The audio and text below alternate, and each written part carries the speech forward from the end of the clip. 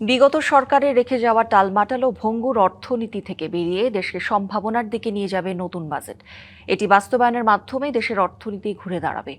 সকালে চট্টগ্রামের শাহ আমানত আন্তর্জাতিক বিমানবন্দরে সাংবাদিকদের প্রশ্নের জবাবে এসব কথা বলেন অর্থমন্ত্রী আমির খসরু মাহমুদ চৌধুরী। জানান, বৈশ্বিক যুদ্ধ পরিস্থিতির মধ্যেও সুষম বাজেট দেশের উন্নয়ন কার্যক্রম গতিশীল করা, কর্মসংস্থান সৃষ্টি সহ বিনিয়োগ বান্ধব পরিবেশ তৈরিতে সহায়ক হবে। মন্ত্রী জানান, দেশীয় বিদেশি বিনিয়োগের জন্য বাংলাদেশ এখন অন্যতম ঠিকানা। দেশের সম্ভাবনাকে কাজে লাগিয়ে $1 ট্রিলিয়ন অর্থনীতির দিকে এগিয়ে যাচ্ছে সরকার।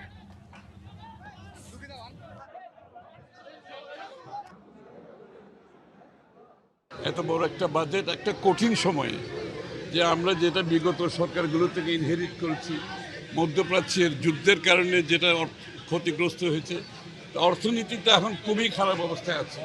এই ভঙ্গুর অর্থনীতি থেকে বেরিয়ে এসে স্থিতিশীল করতে হবে, তারপরে সম্ভাবনার দিকে যাব। নগদ নিয়ে এলো হার না মানা হার অফার। সর্বনিম্ন 10,000 টাকা রেমিটেন্স নগদে পাঠালে থাকছে স্বর্ণের হার জেতার সুযোগ।